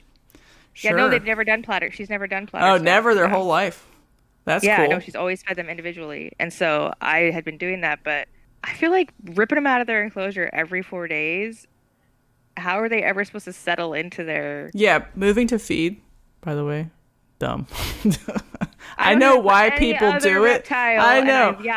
I don't. It is not, in my opinion, that is in the best interest of the animal. And I understand in this situation because it's a group setting. So I was trying to do it, and I'm this is fucking stupid because all I'm doing is stressing these guys the fuck out. So whenever I come near their enclosure, if they're basking or whatever, they run the fuck the other direction because they know I'm going to rip them out of there. Yeah. Well, what if you didn't have a bioactive right away? I know, you're anti the bioactive thing. Listen, There's lots of reasons, but one of them is you don't have to like demolish it to get them out. So if it was a little simpler and just like naturalistic with a couple of branches and a light, you'd be like, oh, they're probably all under these 4 cork flats. Flip them up, and oh, there they are. It would just be easier. I don't know. You know it would be easier. You know I ain't lying. Totally. You know, you're not lying. You're not. Even people. It's pretty. It's supposed to be my display tank in my living. I know, but that's for later when they don't want to die every time they see you because now they're scared of you because you're picking them up all the time. It's fine. You can feed in the enclosure with supervision or whatever. It's just like this is another negative consequence to like an insanely complicated pet tank. Yeah, my pet tank is important to me, okay? Okay. I should name her. I'll name her Cryptosporidium Party Place. Cryptopad. Or Palace. That sounds fancy. Cryptopalace. Beautiful. Oh, yes. All right, that's her name. Okay. One more point. Reptilinks, since they're mushed up animal in a collagen casing, are even easier to digest than a cut pinky. So if you want a snake to grow most efficiently, even though they're more expensive, Reptilinks are better. Or if you want to pre-chew all of your pinkies for your snake and then dribble it into their... What I'm doing with this like 5 knife scissors. Yes, it's much easier for them to digest because they don't have to... Since snakes don't have teeth for chewing, they're using all stomach acid. There's no grinding motion or anything else. It's just stomach acid. And it's the same pH as ours. It's not special. So they're just like... waiting for it to digest, and they feel like shit. So if they have 3 days later, oh, I got a calorie. Woo! Yes, exactly. Even though I burned 700 to get to that calorie. Right. That's how why feeding a prey item that's too small can kill a snake by starvation, because it would take more calories to up ramp their digestive tract. So sensitive animals or animals maybe like right after they come up from brumation and their digestive tract is feeling a little weak or the bacteria is not ready to go or whatever, Reptilinks can be used in that way to help them along. And I've noticed this with just a couple Reptilinks. If I gave someone like 4 Reptilinks in a row and their sibling similar sized pinkies, this one would already be bigger with just a couple Reptilinks instead. It's just like, it's so much more expensive. I don't know if it matters long term. They all get there eventually to adult size. I don't know. If you have special needs animals, I would consider using Reptilinks. And then Rich Zukowski, famous corn snake breeder, mentioned babies dying of starvation. Ball pythons on the brain. Baby Colubrids, specifically corn snakes, dying of starvation if fed every 12 to 14 days. So the 14-day rule doesn't work with baby Colubrids. They will die. You could maybe feed a little baby every 7 days, but they will grow pretty slow. But like they will starve to death if they're fed every 14 days or regularly. Fun fact. You could probably do it like don't do that. Once or twice. Once, like if you're on vacation. Yeah, yes, totally fine. Especially an older baby, like one that's on peach fuzzies or 6 months old. Sure, if you want to skip a week, whatever. But they were starving to death if he waited too long while like getting babies out of eggs, and like he had like 10,000 babies, they would die. So, fun fact, sad fact. But a baby ball python would be like, fuck bitch, not a problem. I got this. Yeah, my ass is so fat. You want to go on vacation? Not a problem. Colubrids are just faster metabolism. They need more food. And we're also still not talking about like Crebos and stuff, which are even faster metabolism, even more food.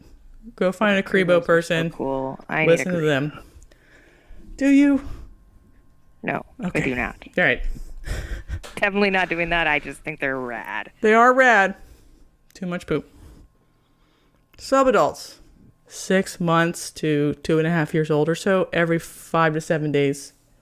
So just 2 more days or so added. What do you feed baby garter snake subadults? Well, I guess they're about 6 months old. Does that count as a subadult? Sure. Oh, I'd still feeding them every 4 to 5 days. Well, when are you going to switch to 7 days? I guess is my question. I was way back here. Probably when they're not still on like red hot pinkies. Maybe when they go up to extra smalls. When they go up to what? Fuzzies? Extra smalls? The red hots are like real little, like 1 just gram. just like regular small pinkies is Extra when you would switch small them. pinkies. Yeah, they're like 2 grams. Okay. Their faces aren't big enough yet to take down an extra small, I wonder. even though it's like a gram. I'm not saying this is true, but I wonder if they would actually grow faster if they were given not pinkies, like frogs or fish exclusively. From the groups that I'm in for garters, they like fish isn't a whole diet for them, whereas a pinky is a whole diet. Like you don't have to supplement vitamins and minerals and stuff. But if you're feeding fish, you do. Even a So thiaminase-free fish is not a whole diet, even though they have a liver and bones.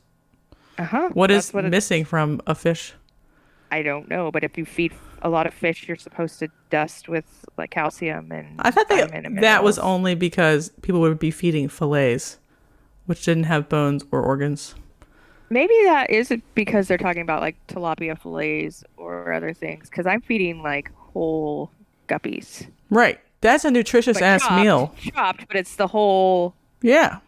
fish. To me, that sounds like a nutritious meal full of organs, micronutrients, calcium, and no thiaminase. I just don't see any reason. There are many garter snake species that are almost exclusively piscivores.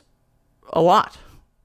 Almost not even like amphibian dominant. They might be fish dominant and minor amphibian, minor invertebrate. And some of them it's the other way around, like amphibian dominant, fish subordinate. They're rarely like around here they might be invertebrate dominant, but they do like to eat the fish first. So, I don't know what I'm saying. but no, it makes sense what you're saying. Like a whole fish is different than the tilapia fillets that they're getting at their grocery store. Yeah, and a adult, like a male, male guppies are smaller than female guppies. You know this. Right, for sure. That's like a little protein-packed nugget, muscular, delicious. What's a pinky? Still, like a bag of shit.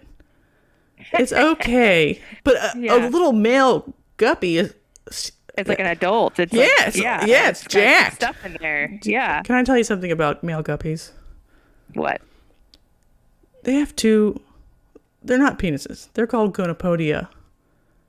And in an environment that has low predator influence, female guppies evaluate male guppies by how large. I don't have to say that the guppy just like goes up and like whacks them with it. That's what they're into. They select the males by how large and flashy their gonopodia are. But if it's like an Those are the fins that are like long and pointy. oh right? yeah, they are. I've got some real flashy ones. in my Yeah, tank right they now. deposit the good stuff with that. But in an environment that has like high predator pressure, she'll be like, shit, he needs to be streamlined. He is being held down by his huge, massive, flashy gonopodia. And I can't date him. So they'll like pick smaller and more like efficient dicks on their boyfriends. It's very interesting. Very interesting. I love guppies. Look it up, everybody at home. All right, moving on. I've got it. I'm just saying, I feel like if I had garter snakes, I would feel very happy to feed them guppies much of the time. Just pinkies are a convenience feature.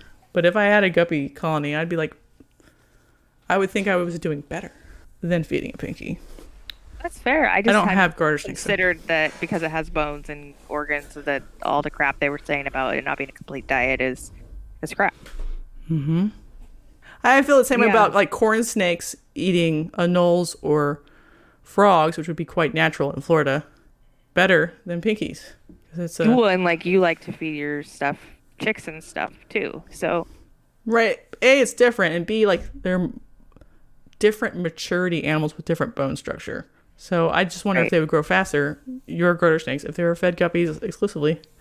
I don't know. I'm gonna keep feeding them guppies and see how fat they get. All right.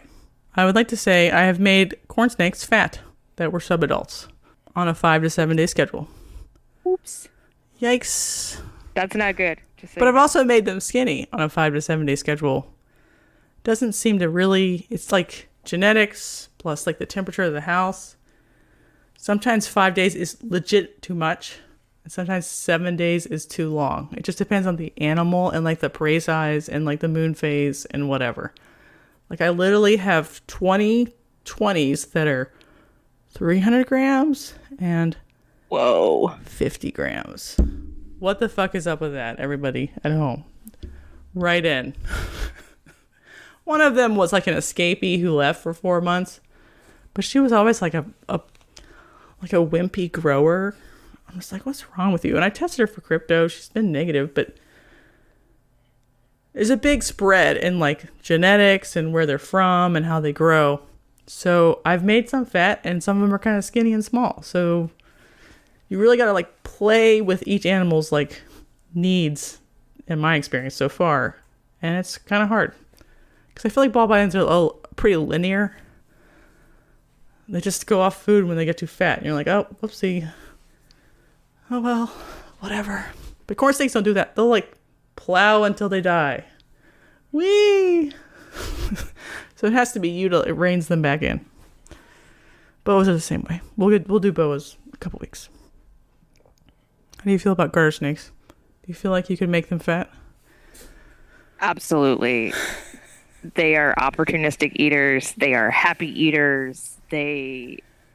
But I don't feel like I've seen some really big garters, but I also feel like they will continue to grow in length and girth. I don't think that they I don't know, I feel like if I kept feeding my king snakes, they're not going to get any longer, they're just going to get fat. Whereas I have seen some pretty massive garter snakes. I've definitely seen fat garter snakes. I'm not sure what you're talking about. For sure. Yeah. No, you do, but they also continue, I feel like they grow other ways other than just fat, where I feel like a king snake would just get fat. I think they both have like a relatively determined adult size, and you can make them fat. That's what I think. What do you? Yeah. Oh, I will see. I'm just saying. I've heard people say like there is physically no way to make a subadult colubrid fat. Like if you kept feeding them, they would just grow in length proportional to their weight. And I 100% only grow so much. So if you're way overfeeding them, they're going to get fat. Right. Because they can't keep up. I've seen it in a mini species now, like on the internet, and I've done it myself in a corn snake. So, and this is like a 5-day schedule on a subadult. So not like 2 days or something, like the normal trajectory. It was just a little too fast for her. She should have been pushed back to 7 days sooner. It's going to be interesting because I have one garter that's Fatty Cathy. And then I have one that's a little bit smaller than her. I mean, they're all pretty relative in size to each other because they're from the same clutch. But one's getting a lot thicker, and one I don't feel like has grown as much as the other two. It's probably okay that that's happened. But like totally okay, and especially since I was feeding them separate, it's not like it wasn't getting the exact same meals. Mm-hmm. It's just, yeah, one's a Fatty Cathy. I'll have to watch her.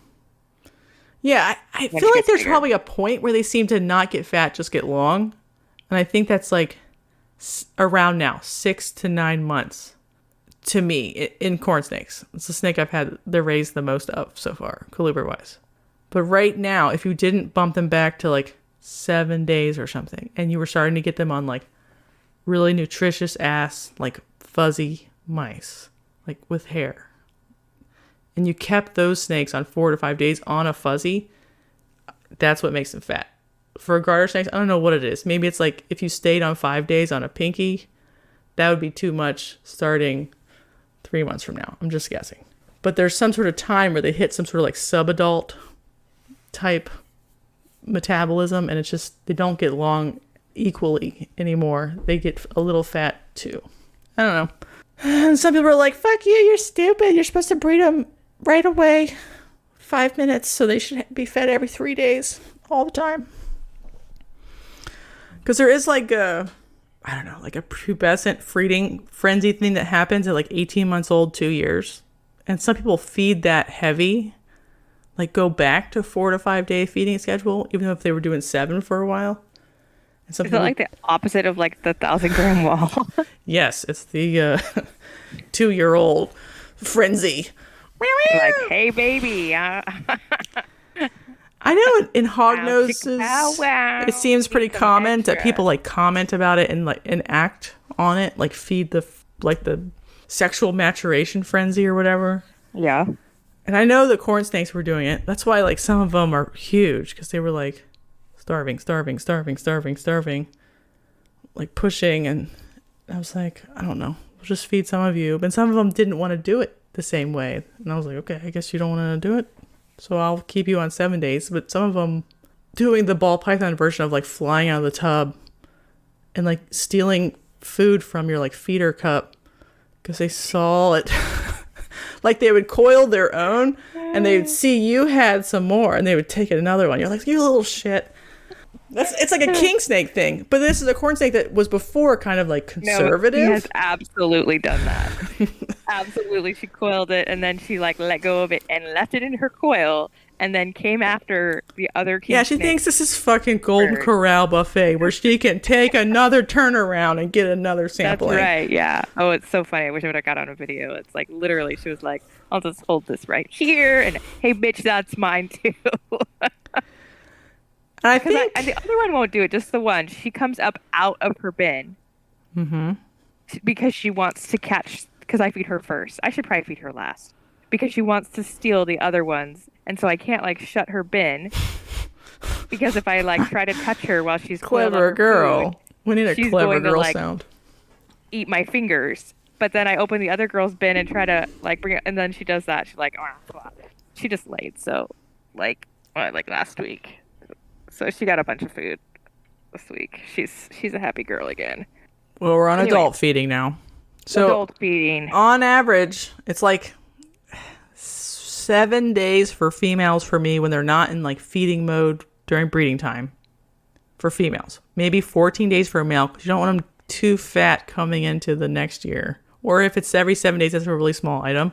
And then in the post-brumation feeding frenzy time, it's like 3 to 7 days, depending on how fat they were coming into the season. 3 days if they're skinnier or they're like closer to building follicles, and maybe a little bit further apart if they're not building follicles yet, or they literally came into the season too fat to begin with. They'll still produce follicles based on stored reserves. I even feed males faster because they're like doing a lot of work. I fed probably every like 4 or 5 days, like 1 or 2 items, and the male would always get like just 1 item.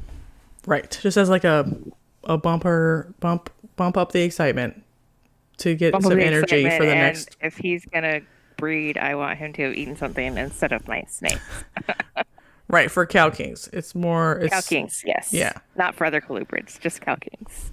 Right, and this is most temperate snakes that you're wanting to induce breeding behavior, even if you didn't temperature cycle or light cycle to induce show them that brumation's happening. You could induce the desire to breed and make sperm and or eggs by just food cycling in this way. Okay. Also, so some people who run ambient year round for their kings or corns or whatever will just be like, I'm just gonna feed the shit out of you these like 5 snakes. Then they'll lay in October or something. They'll just choose to like food cycle them randomly, and so they'll get clutches whenever in the year that they want because they just fed them heavy, and the snake was like, okay, I think I should breed. This is weird, but I'll do it. Those people probably don't have as good of clutches or as big of clutches, but they still have clutches. And they have it like in the off season, so maybe it's better for them. But it's still possible to do it just with food. I do feed females heavily after laying to recover weight, but they seem to recover weight really quickly, like in a month. Oh yeah, it's not like a ball python. Right, they're not like, oh fuck, I lost 40% of my body weight. And even if they did, it just doesn't seem to matter. They just like suck it all back out of the mice again, and then they almost get fat again if they're not going to double clutch. Yeah, the one that just laid doesn't, I mean, she only had 3 slugs, but she doesn't even look like she laid. I've seen them like squirt out 20, and then I fed them 3 mice. She looks back to normal. She's just plump right back up. Good, let's go. Yeah, she's gonna double clutch because she's like, I got this. I'm like, okay, you're crazy. Good job, but you're crazy. So like the biggest mistake I made in the first year breeding Colubrids was I made them too fat on accident post breeding. So that's why I was like, I don't know anybody who needs to like really feed that hard pre-brumation because they're already kind of back at a normal weight or maybe too fat just because you just can't. Because he didn't double clutch or whatever. Yeah. I was like, fuck. Okay. That's why I'm like, if they look good condition, they're good condition. They just go right down.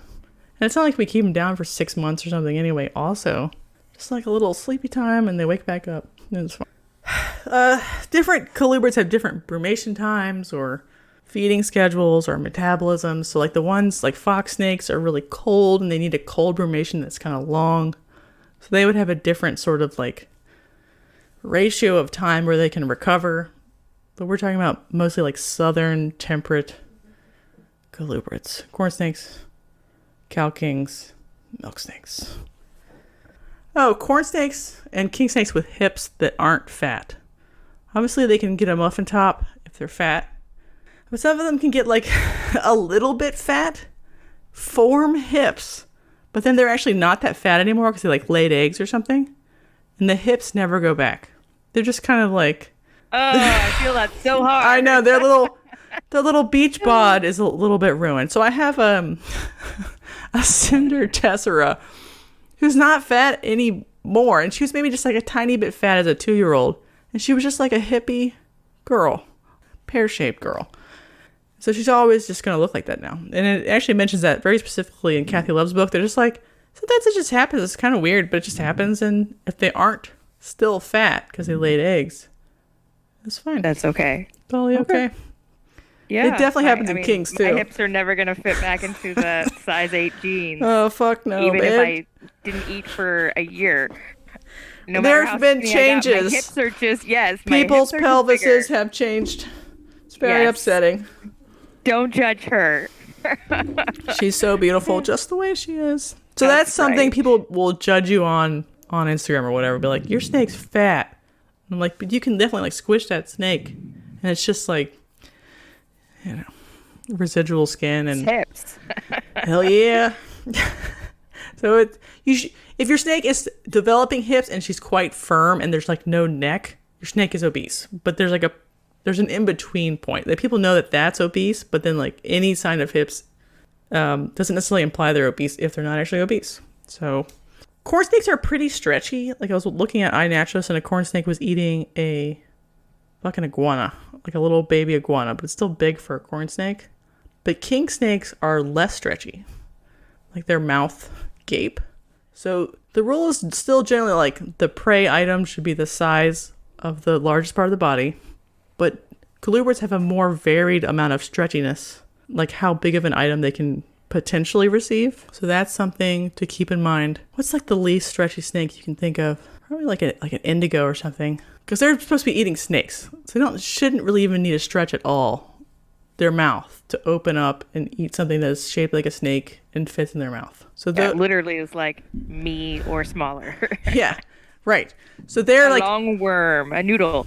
They can stretch a little bit, but like a boa or a ball python's little bitches, but like a good python, like a berm, could go look at something and be like, I'll fucking eat that. And it could be 3 times their girth. And they could do it, technically. Not that you should. A giant 3-pound rabbit. I can fit it, I promise. Or that Pookie Chihuahua. Every time she goes in the snake room, she's maybe 8 pounds or whatever. Every boa is like, That's delicious. What's walking through here? That's really suspiciously small. Let me just check that one out. It's so funny. And she has no idea because she's a decrepit old Chihuahua, everybody at home. She can't hardly see or hear. But every boa knows exactly where she is at all times. It is wild. But the point is with the colubrids, like corn snakes are pretty stretchy, rat snakes are pretty stretchy, king snakes are sort of in between, and then caribos and indigos are like even less stretchy. So your ability to like fudge the like timetable by giving them a slightly bigger item is variable depending on the species. Yeah, like I found, like it's not unheard of to give a king snake a jumbo mouse, a female that's breeding, but some of the jumbo mice I have found, they really got to stretch. So it's not my favorite thing to feed a king snake. Before my king snake escaped into the house, it actually got stuck on a fuzzy mouse that was too big. Yeah. Which you're going to be like, Jessica, you're dumb. It literally was stuck in her mouth. And because she's a king snake, she refused to not eat it. She wouldn't give it back. Right. She was just a little glottis, was like, please, I can't breathe, but I want to eat it. So I had to physically remove it from her mouth because her gape limit had been met. Because I was feeding her like I would have fed a corn snake. Like something that's like a tiny bit bigger than like the biggest part of her body. Yeah, they can't handle that. They can't. Little bitches. You think they're the kings. Actually, kind of suck. Yeah, no, you have to be. So I don't feed jumbos. Or if I feed jumbos, I'll find like the smallest one in the bag. Because it's easier to just, I know you're not supposed to like double up with others like ball pythons and stuff, but for kings, I'm just like, it's easier to give you. They sort of have to because they're supposed to be eating a snake-shaped object. And a mouse or a rat is not snake-shaped if it's like at the border of their size. Right. So I just find that multiple small items is easier than watching them try to kill themselves with. Yeah, it's definitely a learning experience to be like, oh, that was too big. Whoops. So I had to take it out of her mouth and give her something smaller. If I didn't give her something, she would have cried and been pouting in the corner. So I did give her something else, and she immediately ate it. There was no taking that jumbo mouse away from those girls, but it took them. Normally, they like suck anything you give them down in like a second flat, and they're like, "Bitch, where's my seconds?" Yeah. Before you even get like to the male, the two girls are like, "And where's the rest?" But those jumbos took them quite a while, and I was like, "Ooh." Ooh, they look like they're gonna just tear. And whereas ball pythons, I'm like, you got it, it's fine. But the king snake's definitely not stretchy. Garters aren't stretchy either. Right, they're supposed to eat like fishy type things that are sort of slender shaped. Also, yeah. Yes. And like hognoses do not kill anything; they eat them alive. So even if your hog is a live preference eater, you cannot feed it a live, mature mouse or hopper mouse that has teeth. Because they don't kill it, so they'll swallow it alive, and then it will chew. I don't know why I didn't bring this up earlier, but a lot of people are like, a corn snake, a king snake will kill whatever you give to it, no matter how young the snake is, normally. Hognoses does not do that, because they're supposed to be eating toads, which don't matter. Don't feed an adult mouse to your hognose. That's alive. The end of feeding colubrid.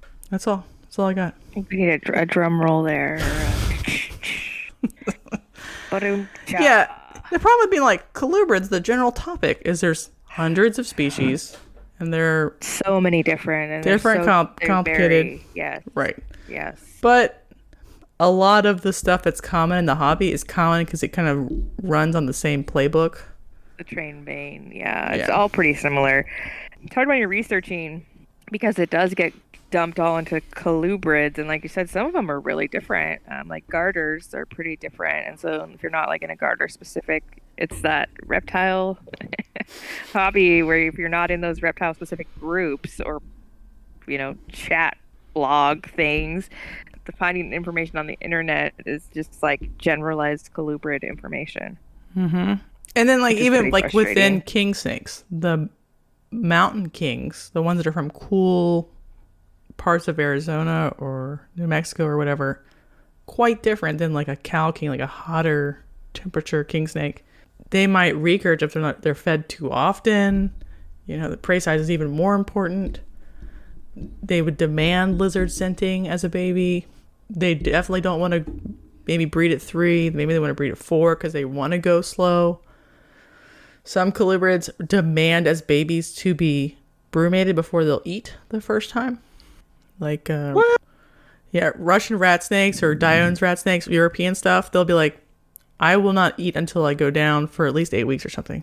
Because I know in the wild it would be cold right now, right when I'm hatching, and I need to go to sleep. Do they hatch and do they like stay underground in the cold? Yeah, so they'll brumate wherever they are. And their little like egg sac is what sustains them? No, they probably are just like in the nest cavity, loose. Like turtles do this in North America all the time now. Mean, did their yolk sac, is that what they're sustaining off of, or they just don't require anything because they're cold and not moving? I think the latter is correct. Like whatever energy they receive from the egg is what they have, but just being cool is fine. It's just fine. Yeah, baby turtles will just stay in the mud until spring, and then they'll crawl out.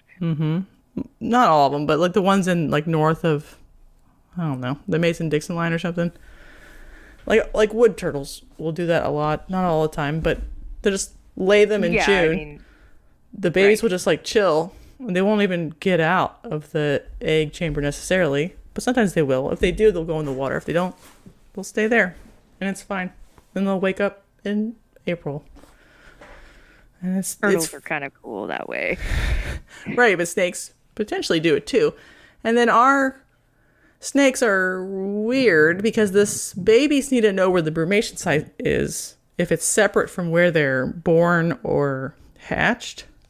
So they actually don't know this or don't have an instinctual awareness, but they know that they should follow the smell of adults back to a hibernacula at the end of the year. So there's a lot of like intergenerational communication that isn't necessarily like parent rearing, but no baby snake would ever survive if it had to just like on its own figure out an appropriate hibernaculum, singular. But so there's a lot of weird stuff going on, and maybe it's more appropriate that we brumate baby colubrids of all kinds and don't leave them up, but we choose not to. So I don't know if that's some form of animal abuse. What do I know? What thing I was like watching recently where they're like all reptile keeping. Was it that interview? All reptile keeping is a little bit of abuse. Was it? Yeah, like all of like they should all be out in the wild, or I don't know. Somebody made a comment and made me laugh really hard. Like we're just by keeping our reptiles, we're abusing them just a little. The Animals at Home podcast, their central thesis is that you should feel guilty that you're keeping reptiles because you're torturing them in some way by keeping them in captivity because their habitat is not what it could have been if they were in the wild or whatever. Or their range. Right. But, and then so his sort of topics are stuff like, what could we do better to make their habitat more better for them? There's a lot of stuff here about like to unpack, which isn't really for this episode because we're basically done, about she's telling me to shut up. The fallacy of natural is better. That's a lot to unpack. You're right. Yes, actually, that's a whole topic separately one day. That's a whole can of worms. Right, because you cannot look at how something acts in the wild and be like, all of those behaviors and stimuli are required for the wellness of the animal. Are they? I don't know. One day we'll talk about that. Did you see the super lace DG clown? I did not. Was that JKR's video this week? Mm-hmm. Yeah, I haven't watched his last two videos. Not because I'm boycotting him or anything. It just was spring break and I had family in town. Okay, this is my last question and we'll save the rest. Do you think because Justin has hit like multiple, either triple recessives or what is it, the equivalent of a triple recessive, like a double with a double homozygous lace? It's basically a triple. Mm-hmm. What does the market look like in a world where, not that triples are common, but they're kind of are common now? We've hit a ton of them just in this year. Yes, there has and been a ton a lot of males that'll be breeding late this coming year or maybe the next year. Are you worried it's going to drive the triple price down? I mean, they're still impossible to hit. I don't know anymore. I actually think we've hit too many too fast, and the price will be dropping faster than people think it will. It doesn't mean because it's like literally like the lottery, like you gambling. You don't know if you're going to hit it and get in soon enough because the odds are long for most people. Right, but they aren't long for the people who already have them anymore. Yes. So then, Correct. The question is, will Justin protect the price of a DG clown pied? Justin's pretty good about price protecting, but yes, if he has a male, and he does, and there are many DG clown doubles or triple hets in his collection, or double het one, he will have the capacity to make 50. Will he? 2 years? Yes. Or will he only use that animal to make quintuple hets or 100% triple hets on purpose to protect the price of the visual when you know he has like 10, 12, 15 triple hets for that he could breed to and then make it 1 and 8 or whatever. No, I think he's going to... I don't know if he'll release them. I think he'll release them to like his select inner circle. Sure, but by default now, we've like... Because we've hit so many so quick, the price of the triple will not be 25,000. Even by next year, it will be the good triples. Let me clarify. Not like albino, pied, clown, or whatever. Ugh. Sorry. I'm genuinely surprised how many he's hit. I know he's been working on some of them for a long time, so it's like shouldn't be surprising. But he's hit so many, and that's just him. There have been doubles and triples on Morph Market that are for sale and not sold immediately or whatever. So how many are already sold behind the scenes? I'm just like concerned about like how long the mystique of just hitting the triple will hold of whatever combo. How long has Clown Pied been sitting between, $4,000 and $5,000? I don't know, a long time. I feel like people thought that was the pinnacle double for like 20 years though. Like that was people's favorite. People is a generic word there. The market is still favoring it. The DG Clown Pied is a new pinnacle, or the enhancer, which is so funny. He said Desert Ghosts in his video, but all the things that I've read, it's actually an enhancer. Kiki? Yes, I think that was an enhancer line, Kiki. It was. It's the clutch that I have been following that he did not have any for sale left. Sure, he didn't. He didn't.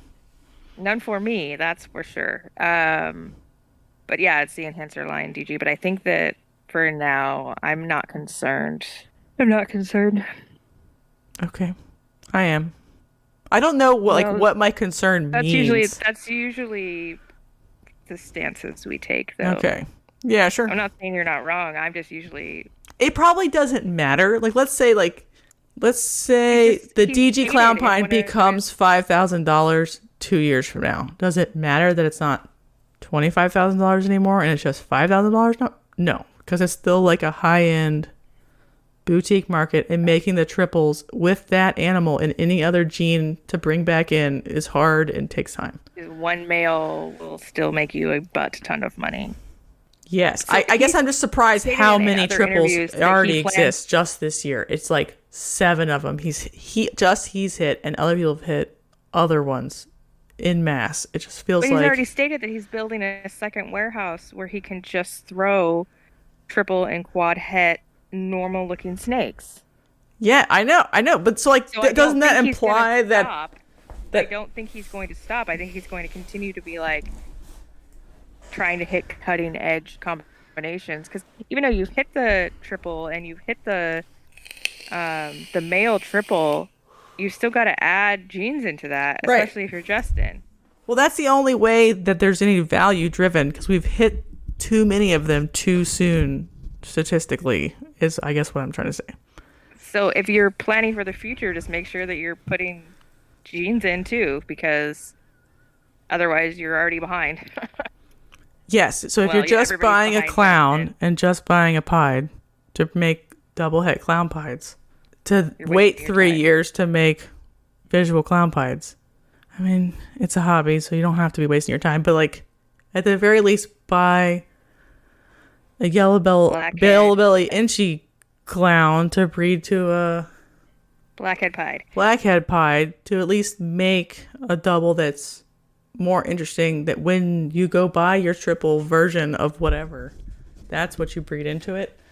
I don't know, like it's fine. I don't know what it means. I just feel like he's had like extremely screaming nice results almost every week that are like a high rare probability chance pairing, and I'm like, there are too many of these, and lots of them are males, so you are positioned well to make money, and that's great. But since so many of them are males, the price by default must fall in correspondence in the next 2 or 3 years, faster than it would have been if they had been born female. That's all. That's it. I don't know. I think he'll price protect, and I think he'll sell to his cronies. I think they'll price protect. I'm not worried about it. I'm not worried about it in terms of like the market is failing for that reason. I just think You already said we were headed for a recession in the market, the ball python market. yeah, It will be lean. I And mean it it's has already been lean. Yeah, I just don't know what and it it's like what it tax means. return time, and it's still been lean. Yeah, I don't know what it means like for those specific projects. How many people hit a male in a specific year equals what % drop versus if they all hit females in the next 2, 3, and 4 years. Like, could you like position yourself better if you were the only person with a male in that project? Absolutely. Oh, absolutely. You know what I mean? Like, so that's all I'm saying. He just has hit so many. I'm like, holy fuck. Yeah, we'll talk about the other weird stuff on this list, but that's pretty much it. You still going after Enhancer Kiki, Jana? Hell yes. Hell yeah, she says. Hell yes. It was like, mwah, mwah, yes. Yes, it's delicious. I mean, I only look at it as like, I have the ingredients for something someone is maybe thinking about, like, oh crap, why am I not in this project? And I already have the ingredients breeding right now. Like, I'm not sad about that. No, it's fine. And I've been like seeing discussion about it in like enhancer groups and clown group and the G-stripe group. Like everybody was talking about it, and I'm like, that's right, bitch, I'm already doing it. And then there's like people posting in those groups like who in the US is working with enhancer and G-stripe and clown and blah blah blah blah blah. And I got to put, hey, I am. Good job positioning yourself in a project you liked. Yeah, I mean, I was already working towards it. Of course, Justin's going to hit it before anybody else, but I'm not sad that I'm in that project. I'm just excited about what it's going to look like when you add more to it. Mm-hmm. Like, yeah, I'm not telling you to be sad about it because he hit it. I'm more like prognosticating the whole industry because many things that should have been harder to hit haven't hit for him. Yeah, but how many clutches did it take to get there? Right. That's what we're not hearing that. Like, well, it doesn't matter because one clutches to hit that triple. One has been hit, so the destiny for like the price of the project goes down every time one gets hit, which is totally natural and fine. It's just like, since I'm not Justin, I don't know. He probably knows mentally, like if I hit a male and blast it to 12 females and don't hold back the right amount, I will drop the project. So he's good about that. But if he's hit this many, how many other people have hit that many and are not as good about it? I have no idea. Not in charge. Ball pythons are weird. He did. I wonder why nobody's asked him about that, about his, because his degree, isn't it, in like marketing and stuff like that? Mm-hmm. Why hasn't anybody ever picked his brain about how he goes about market controlling and the questions you just asked about, like, does he know how many, if I have this many males, if I let this many males go, how am I impacting that project's price? It might be one of those, like, not dirty secrets, but like he knows and everyone knows that he's trying to protect the project as best he can, but he doesn't want to overcharge for something he doesn't actually think is worth that. So he has to like strike the balance between how much could I actually sell it for and what will keep the people who are in the project already happy. You sent me one that I did not respond to about what the hell, why is this priced like this? Mm-hmm. I thought it was overpriced. Correct. Mm-hmm. And I couldn't agree more. And like, just for the record, it was a like spot nose, overpriced? Chocolate, yellow belly, visual clown, male for $10,000. Like 12,000? Maybe Wookiee 10. So we priced like that because it's the allelic combo still you could make a, I don't know, if you had a female chocolate clown, you could make more chocolate spot nose, and I think the non-yellow belly version was 7,000. So the chocolate spot nose clown was 7,000. No yellow belly. So just yellow belly added $3,000. And it's just clown. It's only a single recessive. It wasn't Hare for anything. I didn't get it. He did there was another one up there that was in that price range too that was some other combination, but it was similarly confusing. So I don't know if he has sold someone like a chocolate spot nose visual clown like last year for 10,000 privately. And so he was like, well, a year's gone by and this one has one extra gene. So I've given that person time in the market to like breed his male. Now I'll price it the same with one gene and that's like enough depreciation. You know what I mean? But like, yeah, I have a chocolate spot nose stranger pause head clown. If I hit it, even with stranger, it might be worth 10,000 if it's a male, but if it doesn't have stranger, it's not fucking worth $10,000 to me. No, like those are. I'm not even sure it's worth half that. Probably not. I think a chocolate clown male right now is from him is 2,500 or 2,000. Yeah. So adding spot nose and yellow belly. And spot nose yellow belly is what, like 3 to 4? I guess it depends on what year. I guess last year was 3 for a male. 3 or 3,500 because they were like going like hotcakes. Yes, they were. But so why would that triple, even with as an allelic, be like I said, $10,000? Right, because every Wookiee was $1,000. Yeah. He tried to sell a Wookiee red stripe clown for 7 and sold it for 7. Maybe yellow belly. I don't know. I can't remember. Like I said, I could understand if it was Wookiee spot nose yellow belly clown male like that. I would be like, I get it. Okay. Right, because every Wookiee's about $1,000, even if it's a male. Yeah, chocolate's like $100. Yes, I don't know. I'm not saying it's bad or ugly or not worthwhile. It's just its value is very minimal to that. So right, you can't sell a chocolate het clown. You can't double it because it has chocolate. You know what I mean? Like you don't get to double the price of a spot nose yellow belly clown. Unless he thinks like his super chocolate clown was so good it changed people's perception of chocolate clown, but I just don't see that in still not the prices. The price. Yeah. That one was fucking not nuts. that good. That's why I sent it to you. Maybe he'll get that. What? That's why I sent it to you. I just thought it was. Oh, okay. Usually his pricing feels 20 to 30% higher than what a normal person prices it as, but he's Justin, so he gets the Justin premium. And that's fine. But this one felt like 50%. He normally doesn't have any snakes on his thing. He has a lot. Uh-huh. He sure does. They are still selling. Like I see them come and go because I can see on the Patreon what was there before. But there's, instead of having like 10 in inventory, he has, I don't know, like a standing inventory of 50 or 70 or something that are. So that means people aren't buying them in secret before they even hit Morph Market also. Right. Like why is this $10,000 one even on Morph Market? It's because he doesn't have anybody who he can sell this one as a package animal to right this second. As part of like because they all have too many snakes that they need to sell. Right. Yeah, it's fine. We could prognosticate about the ball python market until our eyeballs fall out. But I just thought him hitting another basically triple equivalent was like a little triggering to me. I'm like, this is too many, Justin. You've hit all of them. How many are left for anybody else? And how many double hets adults are you sitting on, double, triple, quad, that would like work with that perfectly?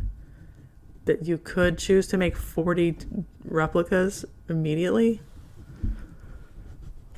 I don't know. Probably a whole rack of females just for that one male. Yeah, so then it's like, do I even need to make clown combos, Jana? No, probably not. I don't know. It's all existential and tired inducing. That's it, everybody.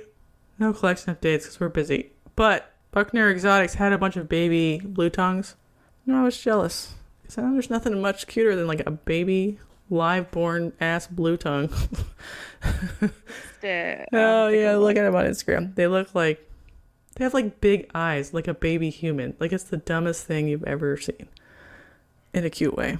So, oh my gosh, it is the dumbest thing I've ever seen. It's nonsensical. And they're born live, like in little litters. I was just going to say, are they live birth? Yes. Because there's a mom in there. It's nonsensical. No, they're just like, I'm giving birth to you now, my little babies. And they look like little babies. It is crazy. So jealous. Well, I don't own anything with legs, but congratulations.